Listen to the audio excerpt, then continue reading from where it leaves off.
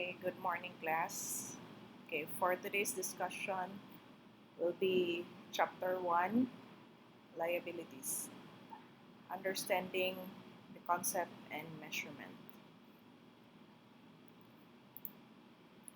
So, under this chapter, we will be learning um, the concept of liabilities, understanding the concept, nature, and type of liabilities, the measurement. Um, know the measurement and classification, so how much we need to recognize, and what is the classification, whether non-current or non-current.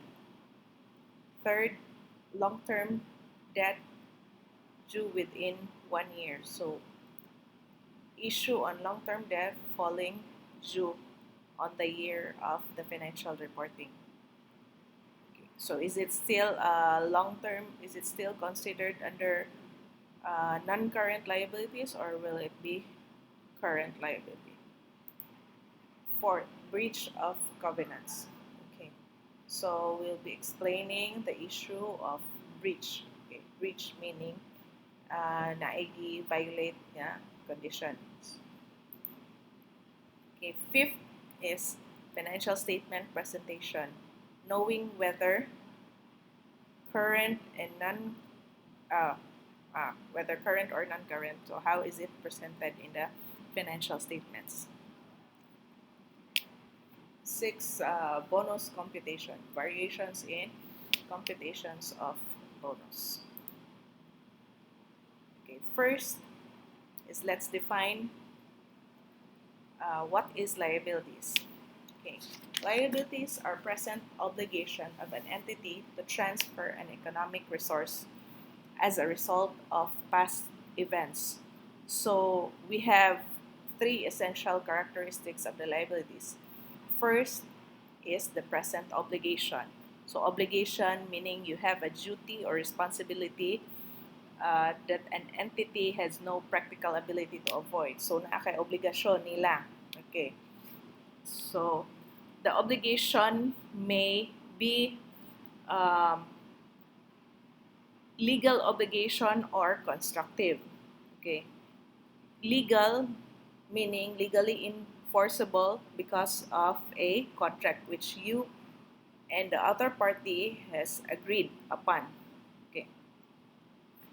The second is constructive obligation. So constructive meaning it gives rise to liabilities by reason of normal business practice or custom and desire to maintain good business relations. So it is an effect or um, dala sa imuhang obligasyon sa tungod sa inyuhang kasunduan. Like, for example, constructive meaning like as a, like for example, if you are a manufacturing company, okay, it is your responsibility or it is your obligation that your waste or whatever byproducts that you that resulted because of the processes, kay naman jud na mga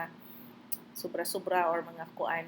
So ang disposal of that waste should be your obligation. Nga di na nimo ipataka og labay. So that is, although you don't have any contract between, of course, the environment or the government to maintain your waste or solid waste management nimo, pero as a as a citizen or as a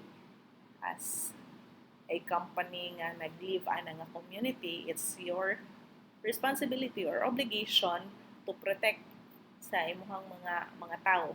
Okay? So mo na siya yung constructive obligation. Okay, so the second essential characteristics is the transfer of an economic resource. So kung ingon nga nakay obligation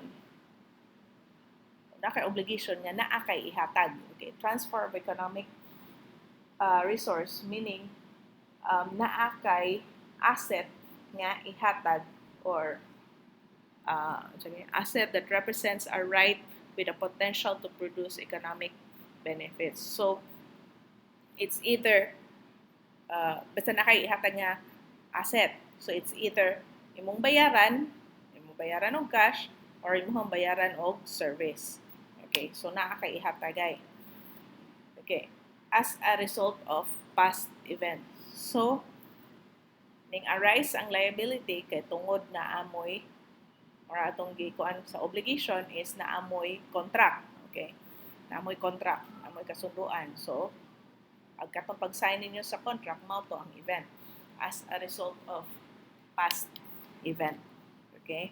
So, kinahanglan na adjud na past event. So, muna importante sa liabilities nga kinahanglan na akay present obligation karon na kay obligasyon niya nga mobayad, so mo recognize ka og liability niya to transfer an economic resource, so nakaihatag. Okay, nakay obligasyon nakaihatag, which is cash or maybe service niya tungod sa previous ninyo nga agreement or sa panghitabo.